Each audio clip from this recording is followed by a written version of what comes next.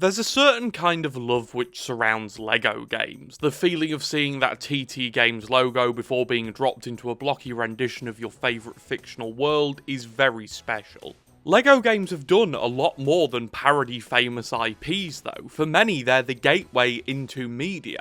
That pipeline from LEGO game to basically everything else is a track I've been down with Batman, Gotham's Caped Crusader. My first experience with The Dark Knight was, ironically enough, Batman Begins when I was like 5, maybe? I honestly don't know. It could have been Batman the Animated Series, specifically the DVD The Legend Begins, which contained the first 5 episodes of the aforementioned classic.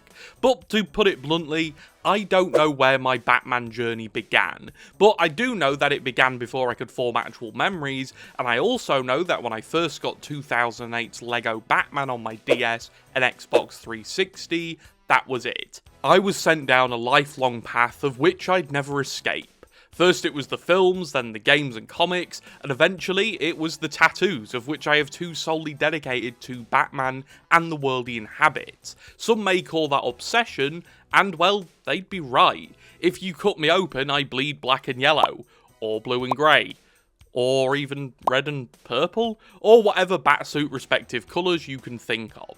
All that to say though, Batman has been a huge part of my life and me as a person, maybe now more than ever. So when the company who first introduced me to characters like Killer Moth, Clayface, and, embarrassingly enough, Batgirl, announced a 4th installment in their long-running LEGO Batman series, I was beyond excited. The months flew by and the rumour mill did its thing, and honestly, I never really paid much mind to it. I didn't want to know anything about the game past its title and its premise. LEGO Batman: The Legacy of the Dark Knight, a game which would span over 80 years of history surrounding the Winged Avenger, was more of an ideal than a solitary game to me. This game was going to be the resurrection of my childhood, and ultimately be a game I hoped to fall in love with. Since its release, I'd say I have well and truly fallen in love with it. In the same way I would sit on the end of my parents' bed shaking at the thought of entering Croc's lair back on Arkham Island, or the same way I still get goosebumps every time Batman finally overcomes the mutant leader and Christopher Drake's score kicks in at the end of The Dark Knight Returns Part 1, I felt a strong sense of relief when I finished this game, because it was exactly what it needed to be.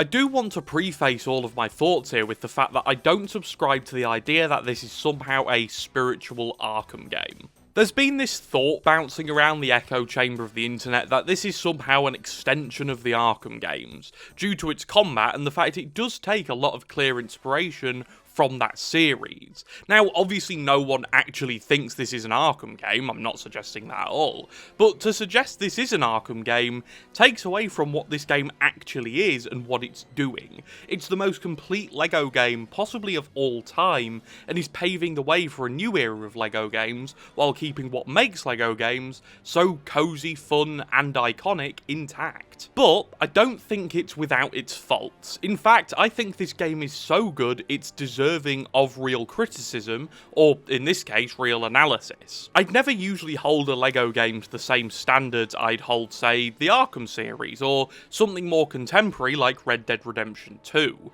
but this game is so well crafted, so well executed, and so important to me that I'd be doing it a disservice if I didn't hold it to that level. LEGO Batman 4, as I'll be calling it from here on in, despite it not being connected to the previous 3. Okay, look, you try typing out Legacy of the Dark Knight in a script 70 times. Anyway, where was I? So, LEGO Batman 4 takes place in a world clearly meant to mirror that of the Gothams crafted in both Matt Reeves' 2022 movie and Christopher Nolan's Dark Knight trilogy. This is a pretty bold choice from the outset. See, these Gothams aren't hyper-gothic like Tim Burton's, or super futuristic like Batman Beyond's. In fact, they're pretty dull, like they're very real. The map is split into 4 unique islands: Tricorner Island, South Island, Central Island, and North Island. And what I want to start myself off with here is saying that despite being out for just under a week at the time of writing this, I can confidently discern each island from the other by just being there.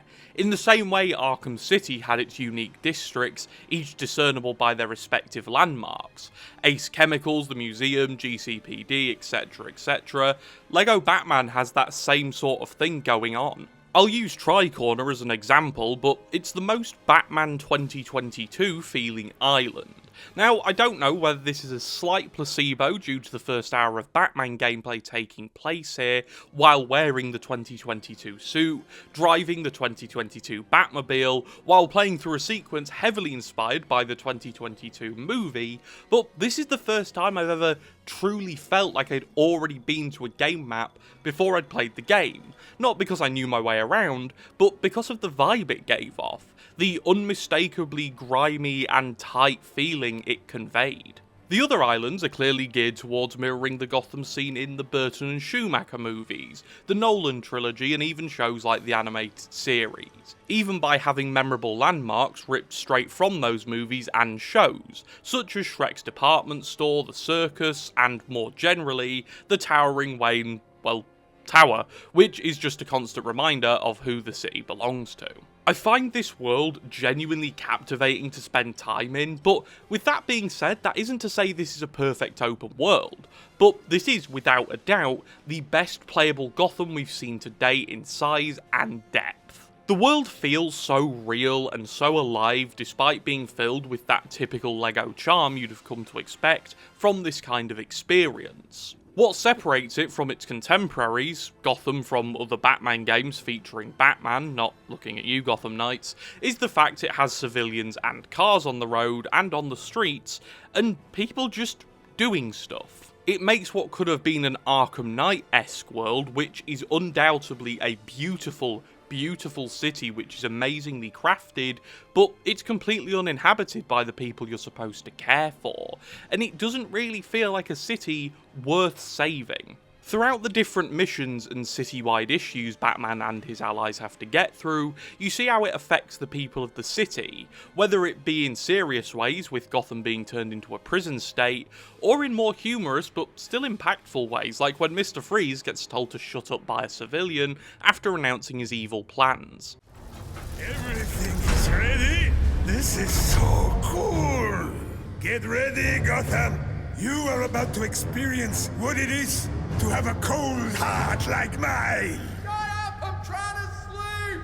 You're welcome. You're not even that cool!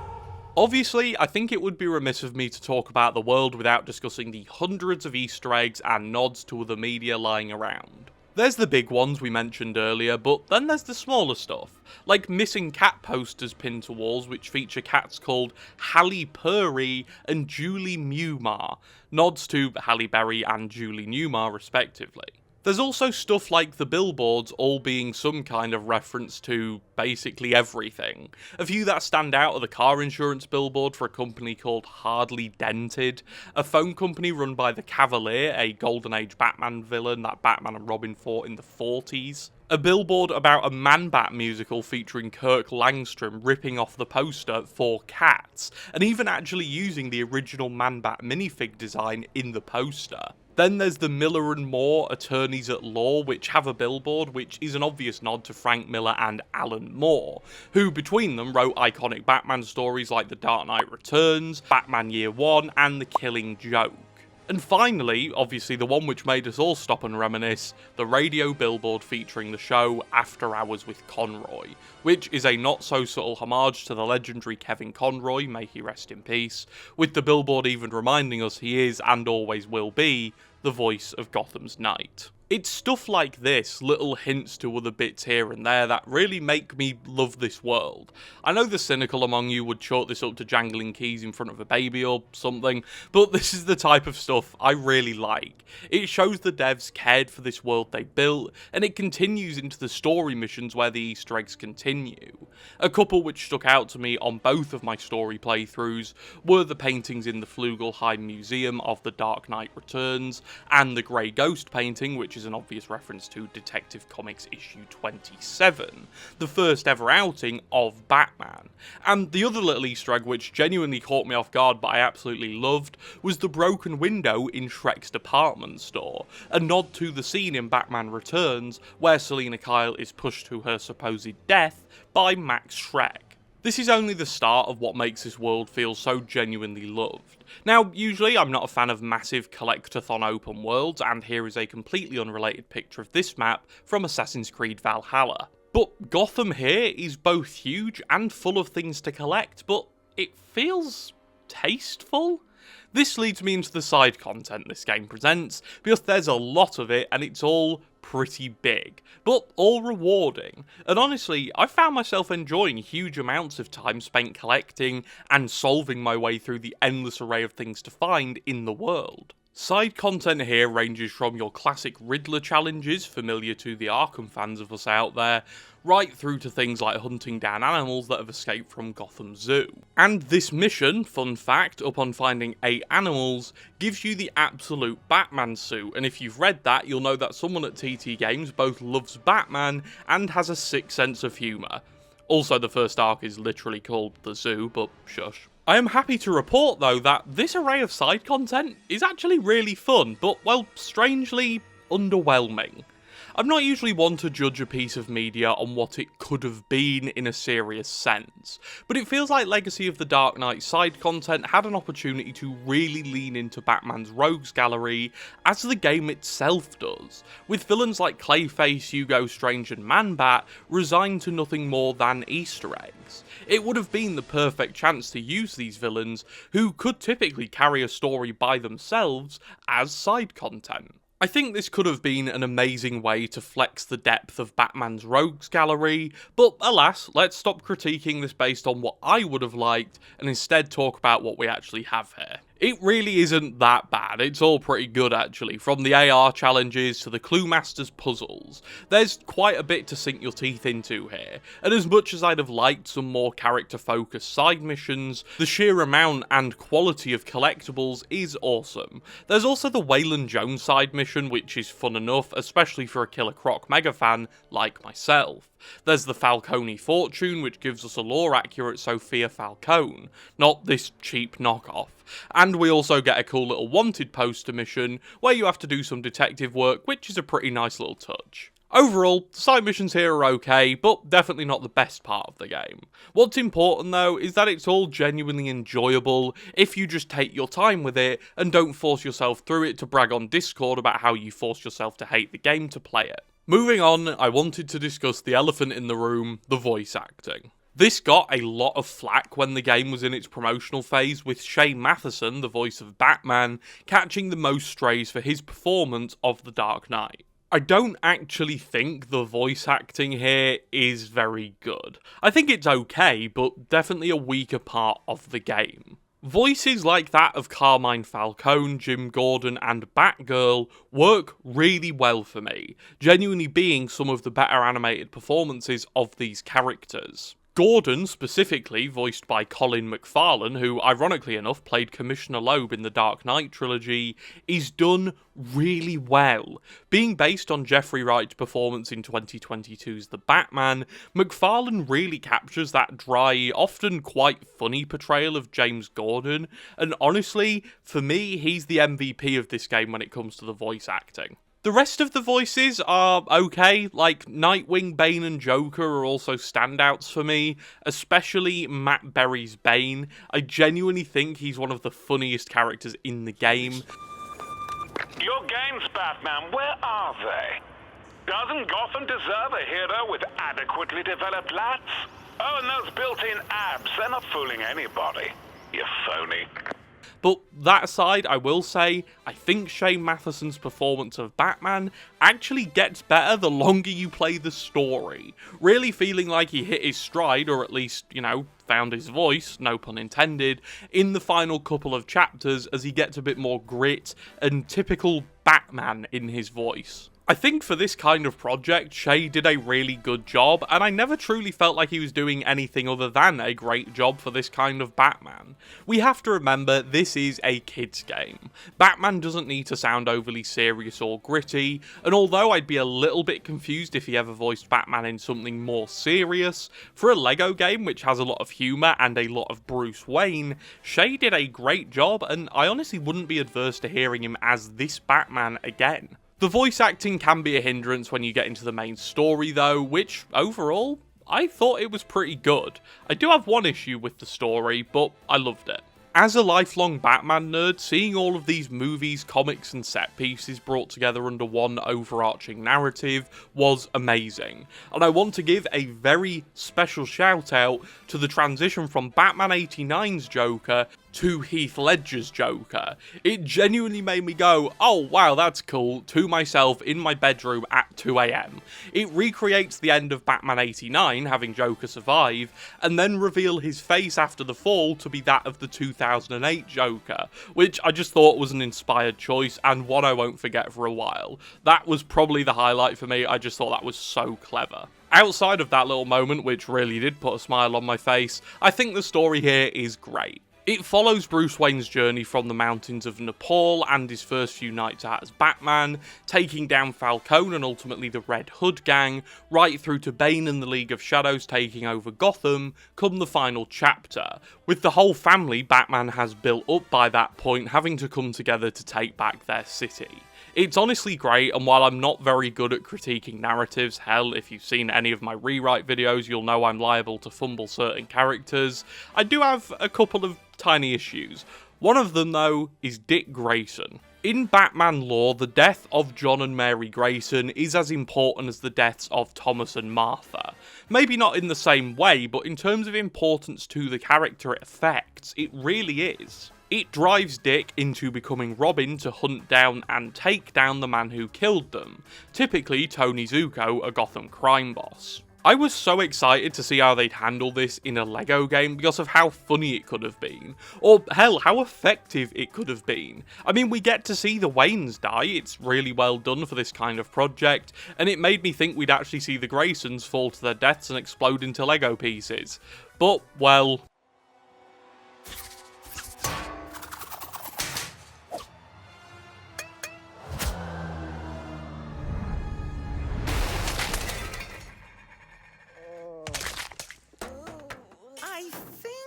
Probably fired. Eesh, let's get you out of here. Yeah, that sounds like a good idea. They don't die. I mean, you see that too, right? They're still very much alive.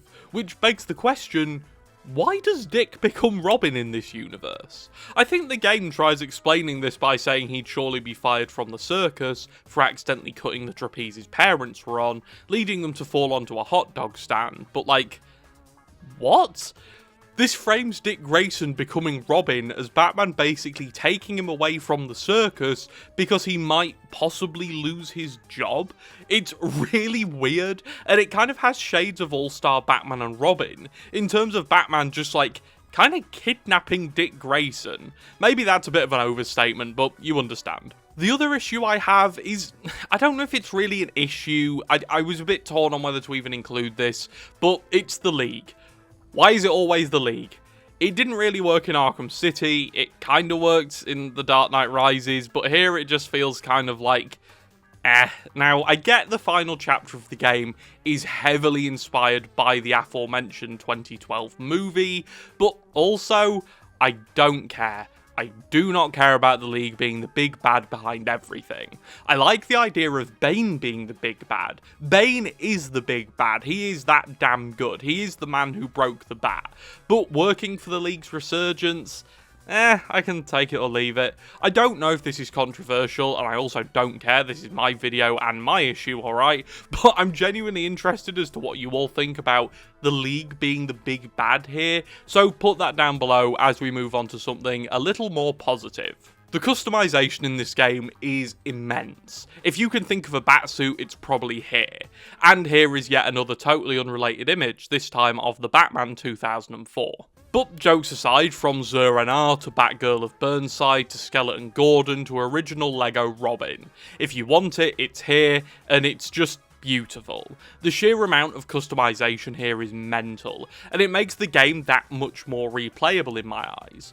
You can really play any segment in this game in any suit to match your own headcanon. You can play the first chapter in the 1939 suit, then walk through Arkham Asylum in the Arkham Asylum suit, and it's just things like that which just add so much to the game for me. And on top of all of this, there's the red bricks, which for the first time offer more customization than ever, allowing the player to pick up one per main mission, which unlocks different colourways for every suit, and these can make for some truly beautiful looking custom suits. A couple of personal favourites of mine are the feline colourway on Catwoman's Arkham Knight suit, the fire breather colourway on the Sonar suit, and basically anything on the gold suit from the big Lego Bat Symbol set. Then there's all the cars, which are simply amazing. I was stunned by just how unique each car and vehicle felt. The best way I can demonstrate this is that I was doing a time trial on Tricorner, and for whatever reason, in the Batman v Superman Batmobile, I just couldn't do it. The corners were too tight and the car was too big. So I switched into the Batpod, and bam, I did it. This is an example of how differently these different cars and bikes handle and feel. The longer, more bulky cars are very tricky to handle, but rip through the streets at top speed. But the shorter, more agile cars and bikes are way nicer around those tight corners of Gotham City. On top of this, the Batmobiles all sound different. The Tumbler has the iconic tumbler noise, the Batpod has its little noise from Nolan's films, and the 89 car sounds like it does in those movies. It's little touches like this that just add an extra layer of authenticity onto this already clearly very well loved game, and it's something I know from first-hand experiences lifelong fans will appreciate. But what's the point in having all of these cars and suits if you have nowhere to store them? Well, that's where the Batcave comes in, and wow. I'm confident in saying this game has both the best Gotham and the best Batcave in gaming, but not because of the reasons you might be conjuring up right now. Yes, it's customizable within an inch of its life, even being able to change the symbols on the walls. Yes, it is beautiful. Yes, it is also pretty damn big and really feels like a true Batcave. And yes, all of that is great, but I also think it's so damn good because of how much it encourages you to actually play the game. It sounds silly, but there's so many different ways the Batcave encourages both exploration within its walls and overall exploration and gameplay outside of it. The way it does this are by showing you your progress through, well, Lego. Collecting 50 bat symbols builds the iconic dinosaur as a centerpiece of the cave. Doing certain gameplay challenges actually builds a real-world set, the animated series backdrop set. The trophy room shows you the things you've collected throughout the missions in the main story, and all of this really makes you feel like you're building out the Batcave over time, and not just going through the story and watching it evolve as Batman's legend grows. That happens anyway, no matter what you do. But here, through doing challenges, collecting items, and spending your hard-earned studs, you can truly build the Batcave out and make it your own. For example, I've made a little Arkham tribute here with some of the Arkham buildables, then placed 2 spaceships up here and a little lab over here. These little things go a long way to make this feel like the ultimate Batman experience, because as any Batman fan will know, the Batcave isn't just a home for Gotham's crime-fighting contingent. It's a trophy room and a cave full of memories, some good and some bad. And this game really lets you make your own memories, and to get a little sentimental here, I think that's really cool. Being able to make the cave truly yours and have no 2 caves be the same is an amazing choice from the developers. But what about the gameplay? I don't know why I've left this until so late, and I do apologise for that, but honestly there's a fair bit to discuss here. But before we get into that, I wanted to open with the performance. Performance was a big problem for this game before its release. The requirements for PC were kind of crazy, but I'm happy to announce that as I'm writing this a week after release, the performance was nearly perfect. I did my first playthrough on Xbox Series X and never experienced any issues, and then I played my second playthrough on PC on an RTX 5070 with 32GB of RAM and an AMD Ryzen 7 8-core processor at 4K 120fps with all the settings on high or epic, and I experienced very few frame drops. That isn't me flexing my PC setup or anything, like I'm just trying to give you a benchmark here, but the only times I'd consistently lose frames or notice some performance impact was actually in the museum, when I'd destroy cabinets and a lot of studs would be very close to the screen at once. The only crash I ever saw wasn't even recorded, but I was in the open world and swapped to the Zur-NR suit, which did cause the game to crash, but that was a one-off and has literally never happened again. So I am relieved to tell you that this game performs well on both PC and console. I actually played on Fidelity mode on my first playthrough, so I don't know what the performance mode's like on Xbox Series X, and to be honest with you here, the only reason I played it on Xbox was so I could take a flight to New Zealand and play it early. But with that out of the way, gameplay. So the combat is fun, like addictively so. It takes notes out of Rocksteady's playbook, even being co-developed by the creators of the Arkham series. It's punchy, responsive, and honestly for a LEGO game, it's pretty deep. Now, I'm saying that by comparing it to previous LEGO games, but yeah, this combat system is surprisingly deep compared to its LEGO counterparts. Now, obviously it isn't an Arkham game. It doesn't have those brutal takedowns, nor is it as responsive and fluid, but it definitely holds its own against those systems and really allows there to finally be a skill level required to be good at LEGO combat, except if you use Jim Gordon, the most OP character in the game. Every playable character has their own unique set of gadgets and combat styles, which is nice, but considering Robin and Nightwing are both the same guy, it kind of reduced the playable roster for me, as once unlocking Nightwing, I didn't find myself using Robin again willingly, which is a shame, but the rest of the characters are genuinely really well fleshed out, and I absolutely adore playing as Nightwing, who is the best playable character by the way, and Batgirl in particular. I can't explain why Batgirl, considering her gadgets suck, and she also generally kind of sucks, but hey, I enjoyed playing as her. But outside of that, it's incredibly fun, and also allows the game to use 3 different difficulty levels. Now, I played both of my playthroughs on Dark Knight mode, the hardest of the 3 modes, and honestly, it was still pretty easy. Again, it's marketed at kids, so I don't expect some kind of Dark Souls experience, but I did find myself still paying a lot more attention, and using multiple takedowns and combos to get through the often pretty large fights the game throws at the player over the course of your time in Gotham. The enemy variety is decent too, with the electrical stun stick enemies being my absolute worst nightmare. I hate them, and they were certainly ones I'd find myself prioritising, and that's something this game does really well. It makes you really strategise and prioritise, and I found that working from the outside of a group back into the middle of the enemies was the way to go, because the ranged enemies typically made the rest of the foes pretty tricky to take down. Combat has plenty of awesome unique takedowns, which was pretty surprising. I didn't expect a huge amount of variety, but the amount of different gadgets and varied animations was really cool.